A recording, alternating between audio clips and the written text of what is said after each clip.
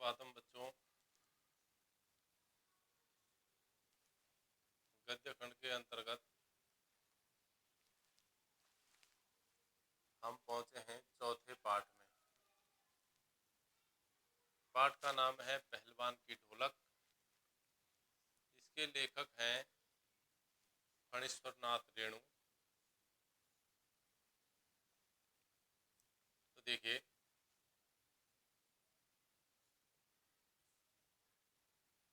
इनका जन्म 4 मार्च सन 1921 आरोई हिंगला, जिला पूर्णिया, अब अररिया, बिहार में। इनकी प्रमुख रचनाएं हैं मैला आंचल, परती परिकथा, दीर्घ तपा, जुलूस, कितने चौराहे, उपन्यास, ठुमरी। ये उपन्यास है इनके। अब ठुमरी, अगिनकोर, आदिम रात्रि की महक, एक श्रावणी दोपहरी की धूप, ये कहानी संग्रह है। ऋणजल, धनजल, वन तुलसी की गंध, श्रुत अश्रुत, श्रुत अश्रुत पूर्व, ये संस्मरण है।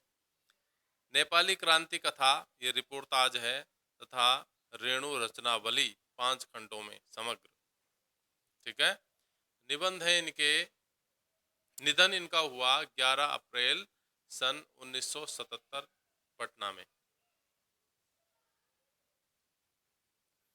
कुछ ऐसे चरित्र होते हैं जो प्राण प्रतिष्ठा पाते ही अपने सृजनहार के बंधे बंधाए नियम, कानून, नीति अथवा फार्मूले को तोड़कर बाहर निकल आते हैं और अपने जीवन को अपने मन के मुताबिक गढ़ने लगते हैं, है ना।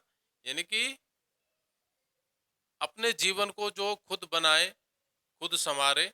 ऐसा नहीं कि पिटी पिटाई रीति रिवाजों पर चले, है ना, ऐसा नहीं है। तो ये लोग फणीश्वरनाथ रेणु क्या है, इन्होंने अपने जीवन को अपने मन मुताबिक गढ़ा है। हिंदी साहित्य में आंचलिक उपन्यासकार के रूप में प्रतिष्ठित कथाकार फणीश्वरनाथ रेणु का जीवन उतार चढ़ाव एवं संघर्षों से भरा हुआ था। साहित्य के अलावा विभिन्न राजनैतिक एवं सामाजिक आंदोलनों में भी उन्होंने सक्रिय भागीदारी की।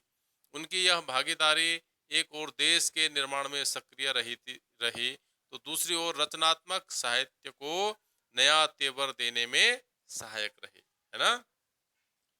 ये फणीश्वरनाथ रेणु आंचलिक उपन्यासकार हुए हैं। आंचलिक उपन्यासकार किसको कहते हैं?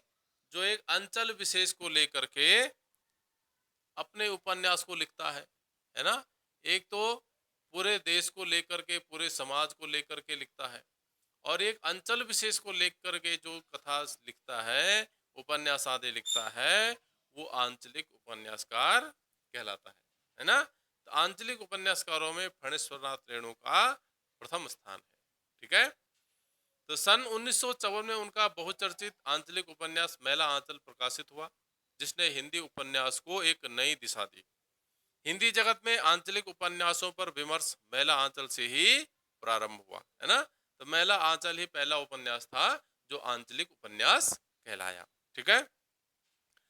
आंचलिकता की अवधारणा ने कथा साहित्य में गांव की भाषा, संस्कृति और वहां के लोक जीवन को केंद्र में ला खड़ा किया। ठीक है।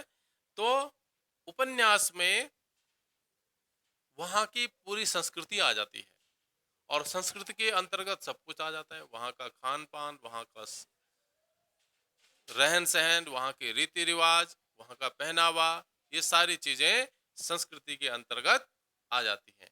ठीक है। तो लोकगीत, लोकोक्ति, लोक संस्कृति, लोक भाषा एवं लोक नायक की इस अवधारणा ने भारी भरकम चीज एवं नायक की जगह अंचल को ही नायक बना डाला।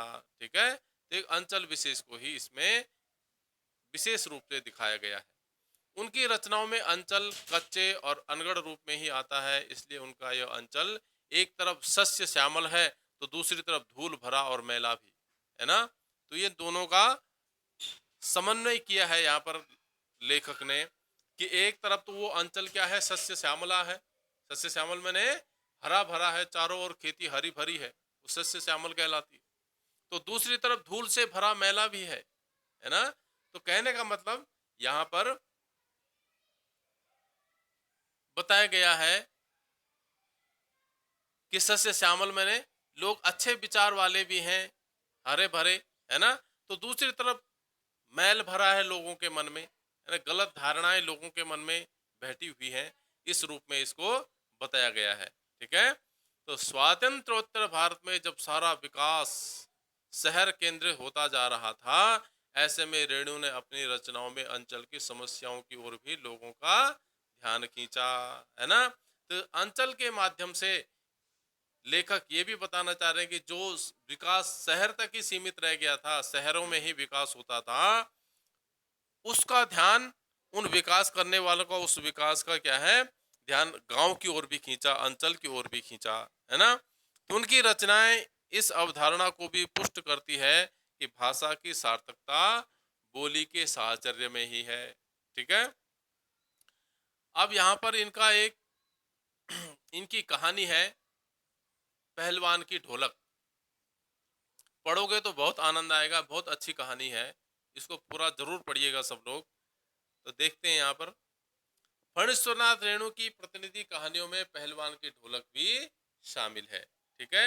यह कहानी कथाकार रेणु की समस्त विशेषताओं को एक साथ अभिव्यक्त करती है। रेणु की लेखनी में अपने गांव, अंचल एवं संस्कृति को सजीव करने की अद्भुत क्षमता है। ऐसा लगता है मानो हर एक पात्र वास्तविक जीवन ही जी रहा हो। पात्रों एवं परिवेश का इतना सच्चा चित्रण अत्यंत दुर्लभ है। रेणु वैसे गिने चुने कथाकारों में से हैं जिन्होंने गद्य में भी संगीत पैदा कर दिया है। अन्यथा ढोलक की उठती गिरती आवाज और पहलवान के क्रियाकलापों का ऐसा सामंजस्य बहुत ही दुर्लभ है ना। तो क्या है, कवि ने, लेखक ने यहाँ पर क्या किया है, एक गद्य में ही कविता का सा भाव पैदा कर दिया, संगीत पैदा कर दिया है ना। कैसे ढोलक से क्या है, वो पहलवान ताल ठोकता है और उस ढोलक की ताल से ही कैसे वो शिक्षा लेता है, शिक्षा ग्रहण करता है ना। तो ये सब क्या है, मानो निर्जीव भी यहाँ पर सजीव हो गए हैं, है ना। ऐसा संगीत यहाँ पर लेखक ने पैदा कर दिया इस कहानी में। तो देखो, इन विशेषताओं के साथ रेणु की यह कहानी व्यवस्था के बदलने के साथ लोक कला एवं इसके कलाकार के अप्रासंगिक हो जाने की कहानी है। राजा साहब की जगह नए राजकुमार का आकर जम जाना सिर्फ व्यक्तिगत सत्ता परिवर्तन नहीं, बल्कि जमीनी पुरानी व्यवस्था के पूरी तरह उलट जाने और उस पर सभ्यता के नाम पर एकदम नई व्यवस्था के आरोपित हो जाने का प्रतीक भी है। ठीक है। तो यहाँ पर क्या है, एक राजा होता है जिसके यहाँ वो पहलवान रहता है ना। राज्य के राज दरबार में रहता है, तो वो राज्य का ही पहलवान कहलाता है ना। उसके दो बच्चे भी हैं, वो भी वहीं शिक्षा दीक्षा ग्रहण करते हैं, वो भी वहीं रहते हैं।